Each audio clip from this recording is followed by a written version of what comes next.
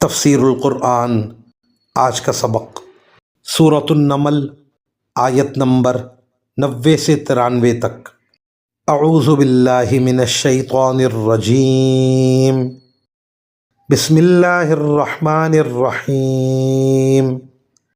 ومن جاء بالسیئۃ فکبت وجوہہم فی النار هل تجزون إلا ما كنتم تعملون إنما أمرت أن أعبد رب هذه البلدة الذي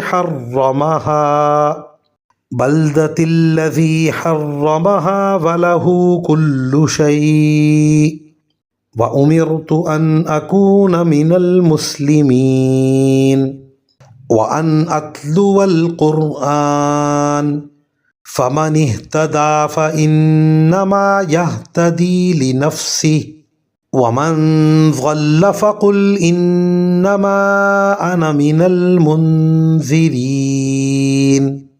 وَقُلِ الْحَمْدُ لِلَّهِ سَيُرِيكُمْ آيَاتِهِ فَتَعْرِفُونَهَا وَمَا رَبُّكَ بِغَافِلٍ عَمَّا تَعْمَلُونَ۔ ترجمہ: اور جو کوئی برائی لے کر آئے گا تو ایسے لوگوں کو منہ کے بل آگ میں ڈال دیا جائے گا۔ تمہیں کسی اور بات کی نہیں، انہی اعمال کی سزا دی جائے گی جو تم کیا کرتے تھے۔ اے پیغمبر، ان سے کہہ دو کہ مجھے تو یہی حکم ملا ہے کہ میں اس شہر کے رب کی عبادت کروں جس نے اس شہر کو حرمت بخشی ہے، اور ہر چیز کا مالک وہی ہے، اور مجھے یہ حکم ملا ہے کہ میں فرما برداروں میں شامل رہوں، اور یہ کہ میں قرآن کی تلاوت کروں۔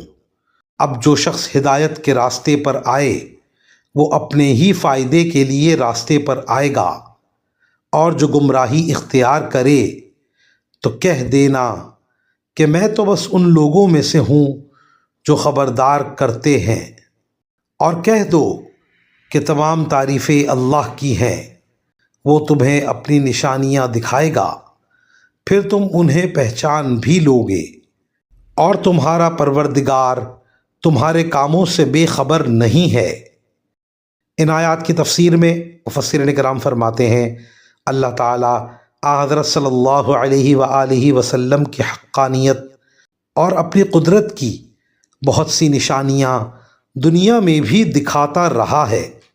مثلاً بہت سی پیشگی خبریں جو آپ صلی اللہ علیہ وسلم نے وحی کی بنیاد پر دی تھی وہ لوگوں نے کھلی آنکھوں پوری ہوتی ہوئی دیکھیں۔ یہاں اس قسم کی نشانیاں بھی مراد ہو سکتی ہیں اور قیامت بھی مراد ہو سکتی ہے کہ اس وقت قیامت کے منکر بھی اسے پہچان لیں گے، لیکن اس وقت کا پہچاننا فائدہ مند نہیں ہوگا کیونکہ ایمان لانے کا وقت گزر چکا ہوگا۔ وآخر دعوانا ان الحمد للہ رب العالمین۔